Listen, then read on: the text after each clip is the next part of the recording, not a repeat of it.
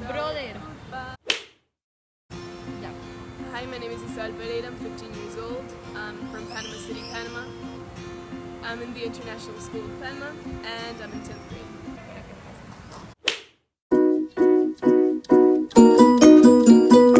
How did you get involved with gym? I got involved with gin almost around 2 years ago, because the project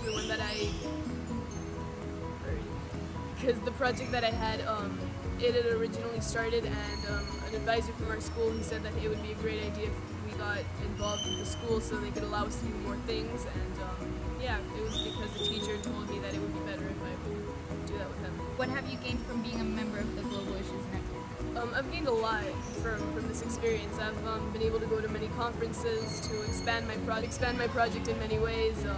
I'm a global ambassador now for GIN, so I think that's really cool. And I mean, now I realize that this is something I want to do with my life. So I think this has opened a lot of doors for me. Give us an overview of what your project is about.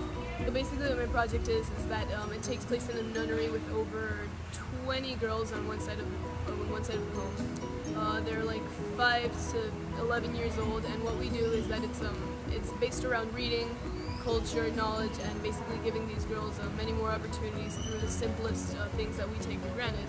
We teach them how to read, write, because most of them have a lot of issues with that, and we also do a lot of activities that we just run through them every week. What is your essential question that you're trying to answer?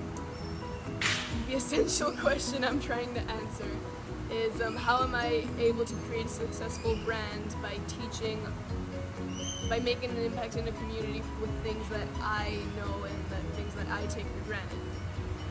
So like I've known how to read for almost all my life, and I teach that, and I make an impact in a small community with that. Global issue, you have more than one. How are they coming? My global issue is in sharing our humanity, education for all. Why are you passionate about this issue? Before, I know that I've been very privileged my entire life. I mean, I go to a great private school, things like that, and I know that this isn't something I should just take for granted, and I know that a lot of people, they're limited to those sort of things. So I feel really strong about that because I really want to make a difference with other kids who haven't been allowed the same opportunities as I have. How did you start your project? I started my project actually one summer that I wasn't really doing a lot, and I thought that, why waste my time doing nothing instead of, actually doing something productive. So, I don't know, I just really wanted to help. I wanted to volunteer somewhere, and I got in contact with a few people that I knew, and they told me about this home that nobody was really doing anything there, and I started going. And 2 years later, I made a project out of it. Involved in who are you working with in partnership? Well, luckily enough, we've been able to gain a few sponsors with the project because I've really tried to make an emphasis on expanding that and making it, more professional and credible.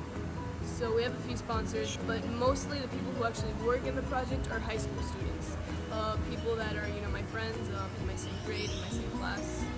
And The impact of your project and how do you think your project has made an impact?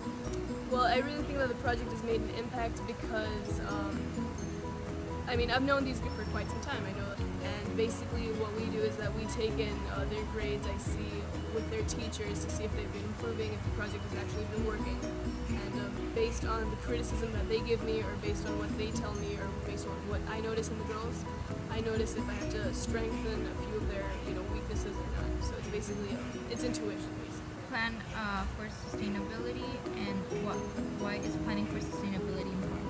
Well, to plan for sustainability, why that's so important is because you don't want to have all your efforts not be worth anything. You don't want to put in so much care or thought into something for it to be thrown away afterwards. So, you really want something to keep on going if you put in so much effort. Or we've always been open to accepting in any other volunteer who wants to help from other schools to come in and help us, and for other people from lower grades to be incorporated in that, so they can keep on doing what we're doing. How can people get involved? We put a large importance on our social media. We're always saying that anybody who is interested in helping can come. Basically, it's our friends who they feel like they want to make a difference, that they want to do something nice. We take them in, and It's basically we just spread the word around what we do. Anything else that is relevant to the coverage of the story? I would just say that if you really want to make an impact, or if you really want to make a change, no matter how small it can be, I mean, you really just can't do it. Anything counts, and you can always help in any sort of thing, but you actually have to take these things seriously, because while they might not seem, the biggest deal to you, it really does help out others.